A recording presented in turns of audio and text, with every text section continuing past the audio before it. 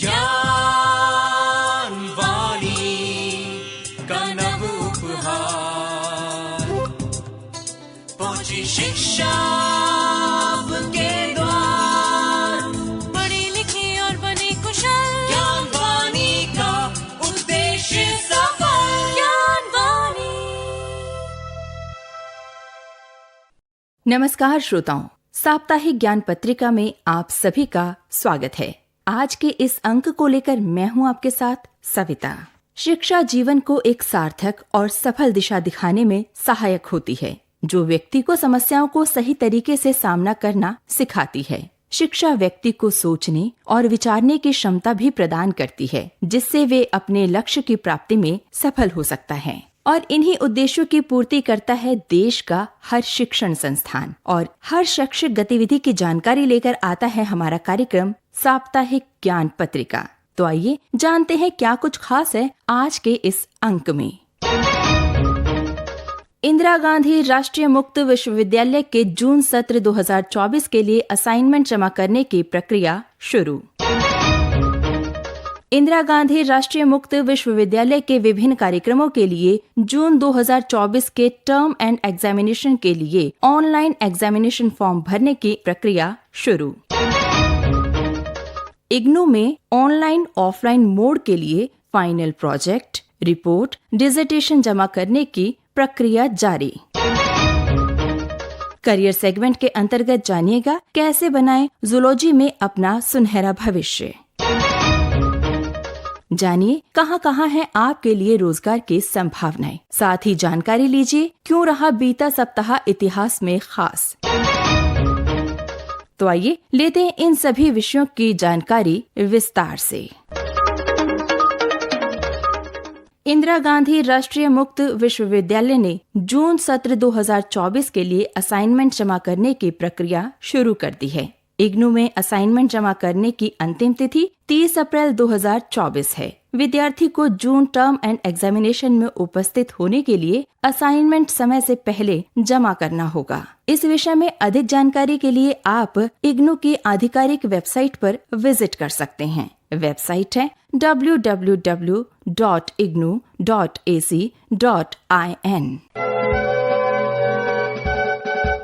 इंदिरा गांधी राष्ट्रीय मुक्त विश्वविद्यालय ने इग्नू टर्म एंड एग्जामिनेशन जून 2024 के लिए ऑनलाइन परीक्षा फॉर्म जमा करना शुरू कर दिया है। छात्र अपने फॉर्म आधिकारिक वेबसाइट www.exam.ignu.ac.in पर जाकर जमा कर सकते हैं। जून 2024 टर्म एंड एग्जामिनेशन के लिए पात्र छात्रों द्वारा परीक्षा फॉर्म जमा करने के लिए ऑनलाइन लिंक, शेड्यूल और आवश्यक दिशा निर्देशों के साथ इसे खोल दिया गया है। छात्र दिए गए निर्देशों और दिशा निर्देशों का पालन करते हुए ऑनलाइन परीक्षा फॉर्म जमा कर सकते हैं। इग्नू में टर्म एंड एग्जामिनेशन फॉर्म भरने की अंतिम तिथि 22 अप्रैल 2024 है। परीक्षा फॉर्म भरना बेहद ही आसान है। इसके लिए आप इग्नू की आधिकारिक वेबसाइट exam.ignu.ac.in पर जाएं। नीचे की तरफ इसे स्क्रॉल करते हुए वहां पर आप पाएंगे proceed to fill the online examination form. आप इस पर क्लिक करें, अपने नामांकन नंबर, कार्यक्रम की मदद से इसे लॉगिन करें और क्षेत्रीय केंद्र का चयन करें। परीक्षा केंद्र कोड और अन्य जानकारियां इसमें दर्ज करें। सब जानकारी भर देने के बाद सबमिट पर क्लिक करें और आवेदन पत्र डाउनलोड कर लें। इसके लिए आप इग्नू की वेबसाइट नोट कर लें। इग्नू की वेबसाइट है www.ignu.ac.in। इंदिरा गांधी राष्ट्रीय मुक्त विश्वविद्यालय में ऑनलाइन ऑफलाइन मोड के लिए जून 2024 टर्म एंड एग्जामिनेशन के लिए final project, dissertation, field work journals, internship, reports आदि जमा करने के लिए अंतिम तिथि 31 मई 2024 है। प्रोजेक्ट्स और असाइनमेंट से संबंधित दिशा निर्देशों की एक सूची इग्नू की वेबसाइट पर दी गई है। इन दिशा निर्देशों के अनुसार छात्र अपना प्रोजेक्ट या असाइनमेंट जमा करा सकते हैं। विश्वविद्यालय ने छात्रों के लिए प्रोजेक्ट सबमिशन को सुविधाजनक बनाने के लिए ऑनलाइन मोड की शुरुआत की है। प्रोजेक्ट को ऑनलाइन जमा करते समय छात्रों को ये सुनिश्चित करना होगा कि उन्होंने मूल प्रस्तावना, परफॉर्मा, बायोडाटा और सारांश या प्रोजेक्ट पर हस्ताक्षर किए हों। इसे जमा करने के लिए प्रोजेक्ट के मूल दस्तावेजों को स्कैन करके इसे PDF फॉर्मेट में बदलना होगा। प्रोजेक्ट का कवर पेज दिशा निर्देश अनुसार ही बनाएं। प्रोजेक्ट सबमिट करने के लिए सबसे पहले इग्नू के ऑफिशियल पेज पर जाना होगा। यहाँ होम पेज पर अलर्ट अनुभाग में प्रोजेक्ट रिपोर्ट जमा करने के लिए ऑनलाइन लिंक पर क्लिक करें। दिशा निर्देशों को अच्छी तरह से पढ़ने के बाद अपलोड प्रोजेक्ट पर क्लिक करें। इसमें अपना नामांकन संख्या, कार्यक्रम और अन्य विवरण भरें और अपना प्रोजेक्ट अपलोड करके इसे सावधानी पूर्वक सबमिट कर दें। इस संबंध में अधिक जानकारी आप इग्नू की ऑफिशियल वेबसाइट पर देख सकते हैं। वेबसाइट है www.ignu.ac.in।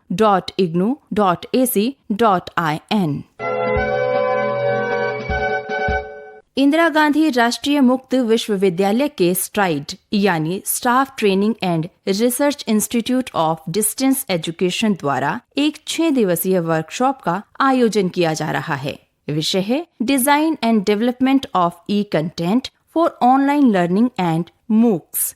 ये वर्कशॉप 22 अप्रैल से 27 अप्रैल 2024 तक ऑनलाइन मोड में चलेगी। इस वर्कशॉप में टीचर्स, एकेडमिक्स और रिसर्च स्कॉलर्स के साथ साथ शिक्षा से जुड़े अन्य प्रोफेशनल्स भी इसमें भाग ले सकते हैं। इसमें रजिस्ट्रेशन करवाने की अंतिम तिथि 17 अप्रैल 2024 है। इस विषय में अधिक जानकारी के लिए आप इग्नू के वेबसाइट विजिट करें। वेबसाइट है www.ignu.ac.in।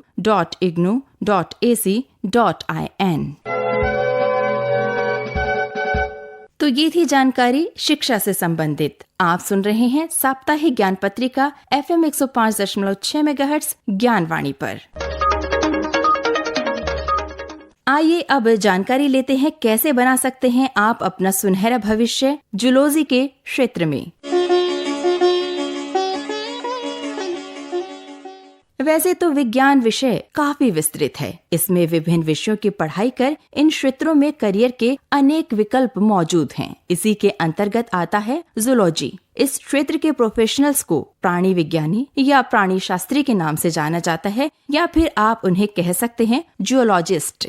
इसमें मुख्य रूप से जीव जंतुओं के विभिन्न प्रजातियों के व्यवहार, विशेषताओं, विकासवादी प्रवृत्तियों और वातावरणीय वस्तुओं और स्थितियों से उनके जीवन पर होने वाले असर का अध्ययन करना होता है। जीव जंतुओं के बीच रहने और उनमें रुचि रखने वालों के लिए ये क्षेत्र बेहद ही दिलचस्प है। खास बात तो ये है कि इस विषय की पढ़ाई के दौरान सभी प्रकार के जानवरों की शारीरिक संरचना, विकास, वर्गीकरण और आदतों को समझने में मदद मिलती है। जूलॉजिस्ट में करियर बनाने के लिए आज एजुकेशन फील्ड में ऐसे कई शिक्षण संस्थान हैं जो जीव जंतुओं और पशु पक्षियों के संबंध में पढ़ाई करवाते हैं। अगर आप एक प्रोफेशनल डिग्री के माध्यम से जूलॉजिस्ट में अपना करियर बनाना चाहते हैं तो आसानी से इसमें आप अपना भविष्य बना सकते हैं। प्रोफेशनल कोर्स करने से आपको किसी भी सरकारी संस्थान में जॉब मिलने में आसानी होती है। जूलॉजिस्ट का काम मुख्य रूप से विभिन्न प्रजातियों के पशुओं, पक्षियों, स्तनधारियों, कीटों, मछलियों आदि की विशेषताओं और आदतों पर शोध करके रिपोर्ट तैयार करना होता है। इस कार्य में वह लेबोरेटरी में जीवों के DNA नमूने लेकर उनका डाटाबेस भी तैयार करता है। इससे उन्हें जीवों की विलुप्त हो चुकी प्रजातियों और लुप्त होने के कगार पर पहुंच चुकी प्रजातियों पर शोध करने में सुविधा होती है। इसके अलावा वन्य जीवों के स्वास्थ्य और उनके संरक्षण के लिए योजनाएं तैयार करने में भी जूलॉजिस्ट की एक अहम भूमिका होती है। तो ये थी जानकारी कैसे बना सकते हैं आप जूलॉजी में अपना सुनहरा भविष्य। आप सुन रहे हैं साप्ताहिक ज्ञान पत्रिका FM 105.6 मेगाहर्ट्ज ज्ञानवाणी पर। आइए लेते हैं जानकारी कहां कहां है आपके लिए रोजगार की संभावनाएं। DSSB यानी दिल्ली सब ऑर्डिनेट सर्विस सिलेक्शन बोर्ड में teachers, assistant sanitary inspector, nursing officer आदि पदों के लिए आवेदन पत्र आमंत्रित किए जा रहे हैं। इसके लिए आवेदन करने की अंतिम तिथि 17 अप्रैल 2024 है। इस विषय में अधिक जानकारी आप ले सकते हैं इनकी ऑफिशियल वेबसाइट पर। वेबसाइट है www.dssbonline.nic.in। एसएससी यानी स्टाफ सिलेक्शन कमीशन में जेई यानी जूनियर इंजीनियर के पदों के लिए आवेदन पत्र आमंत्रित किए जा रहे हैं। इसमें आवेदन करने की अंतिम तिथि 18 अप्रैल 2024 है। इस विषय में अधिक जानकारी आप ले सकते हैं स्टाफ सिलेक्शन कमीशन की ऑफिशियल वेबसाइट पर। वेबसाइट है www.ssc.gov.in। TNMRB यानी Tamil Nadu medical services recruitment board के अंतर्गत असिस्टेंट सर्जन जनरल के पदों के लिए आवेदन पत्र आमंत्रित किए जा रहे हैं। इसके लिए आवेदन करने की अंतिम तिथि 15 मई 2024 है। इसकी अधिक जानकारी के लिए आप इनकी वेबसाइट देख सकते हैं। वेबसाइट है www.mrb.tn.gov.in। तो ये थी जानकारी कहाँ कर सकते हैं आप रोजगार के लिए आवेदन। आप सुन रहे हैं साप्ताहिक ज्ञान पत्रिका ज्ञानवाणी पर। आइए लेते हैं जानकारी, क्यों रहा बीता सप्ताह इतिहास में खास। 7 अप्रैल 1950 को दुनिया भर में पहली बार वर्ल्ड हेल्थ डे मनाया गया। 8 अप्रैल 1869 में न्यूयॉर्क शहर में अमेरिकी प्राकृतिक इतिहास संग्रहालय खोला गया। 9 अप्रैल 1860 को पहली बार मनुष्य की आवाज का अंकन किया गया। 10 अप्रैल 1917 को राष्ट्रपिता महात्मा गांधी ने बिहार में चंपारण सत्याग्रह की शुरुआत की। 11 अप्रैल 1827 को महान विचारक, समाजसेवी और क्रांतिकारी ज्योतिबा फूले का जन्म हुआ।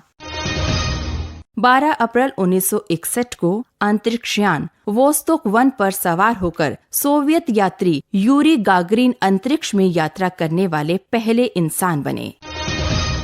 13 अप्रैल 1870 को न्यूयॉर्क शहर में मेट्रोपॉलिटन म्यूजियम ऑफ आर्ट्स की स्थापना हुई, जो दुनिया के प्रमुख संग्रहालयों में से एक है।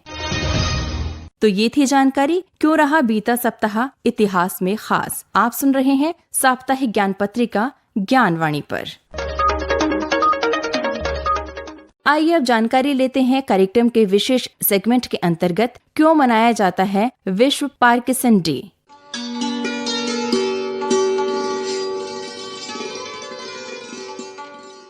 हर साल 11 अप्रैल को दुनिया भर में विश्व पार्किंसन दिवस मनाया जाता है, ताकि लोगों को इस न्यूरोडिजेनरेटिव बीमारी के विषय में जानकारी दी जा सके। इस बीमारी की सबसे बड़ी कमी है कि इसका कोई इलाज नहीं है, लेकिन डाइट की मदद से इसे मैनेज किया जा सकता है। ये दिन जेम्स पार्किंसन की वर्षगांठ का भी प्रतीक है, जिन्होंने 1817 में पहली बार इस बीमारी को पहचानते हुए लेख लिखा। लेख था an essay on the shaking policy. Parkinson रोग मस्तिष्क के सबस्टांशिया नाइग्रा नामक हिस्से में तंत्रिका कोशिकाओं के नुकसान के कारण होता है। मस्तिष्क के इस हिस्से में तंत्रिका कोशिकाएं डोपामाइन नामक रसायन के उत्पादन के लिए जिम्मेदार होती हैं। ऐसे में जब इन तंत्रिका कोशिकाओं को नुकसान पहुंचता है तो डोपामाइन की रिलीज की मात्रा भी कम हो जाती है और यही एक समस्या का कारण बन जाती है। पार्किंसन के अगर कुछ सामान्य लक्षणों की बात की जाए तो वे हैं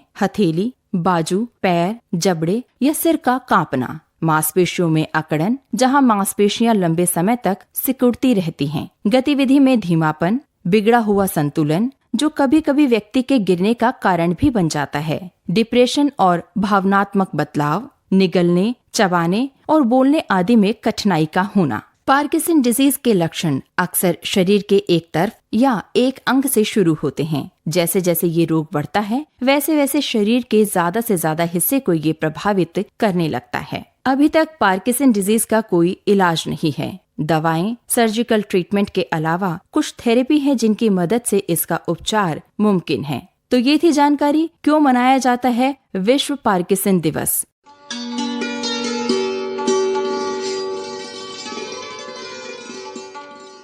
अभी आप सुन रहे थे कार्यक्रम साप्ताहिक ज्ञान पत्रिका।